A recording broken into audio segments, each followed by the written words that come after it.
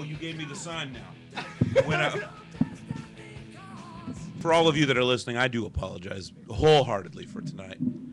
We don't have our magic man. We don't have Nestor Garza Romero with us, and we just don't know what the hell to do. We don't know what to do without him.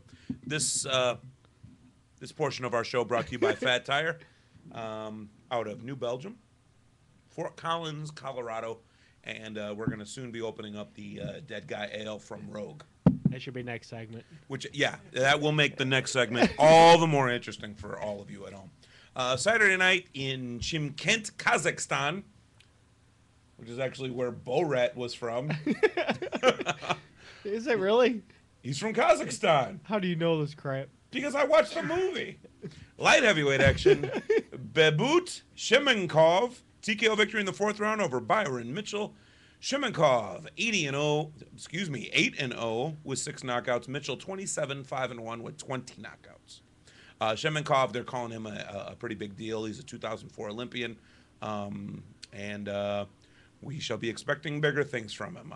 He needs to be fighting guys with better records than Byron Mitchell. Although nothing against Byron Mitchell. Shemenkov is only 8-0, so he's still going to be protected for his next 4 or 5 fights. Yeah, and so he's in that creepy.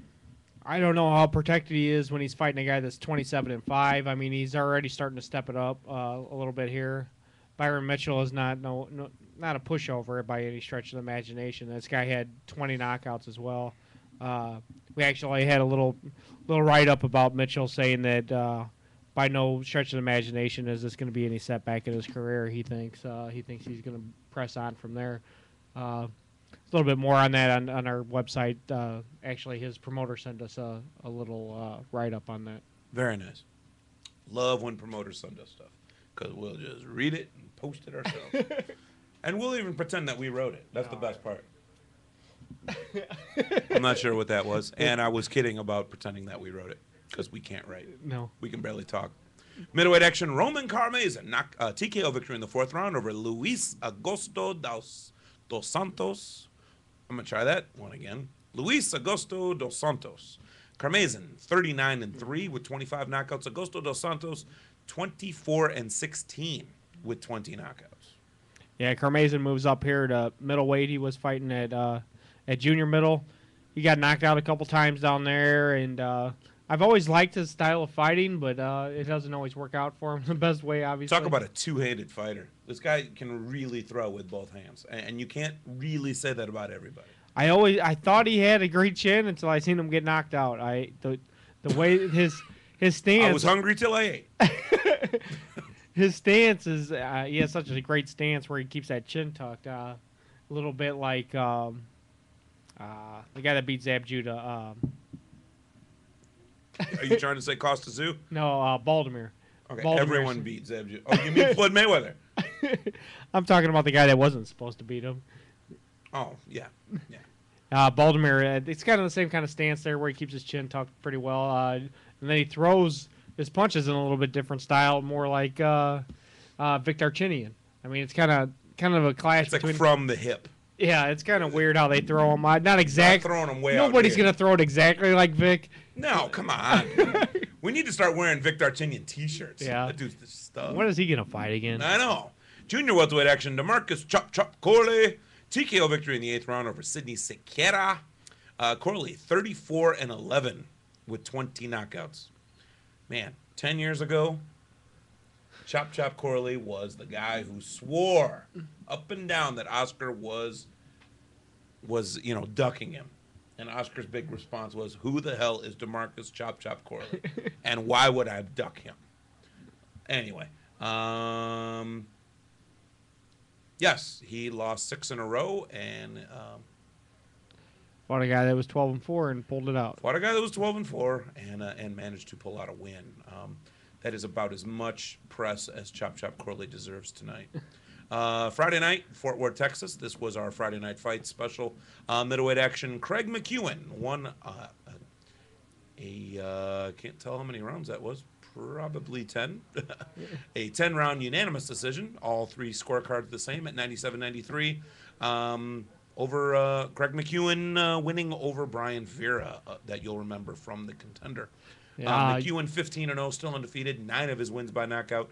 Vera moves on down to 16-3 with 10 knockouts. Yeah, you might know Vera from lots of places. Well, also from his knockout of Andy Lee, that surprising knockout, and they were kind of comparing Craig McEwen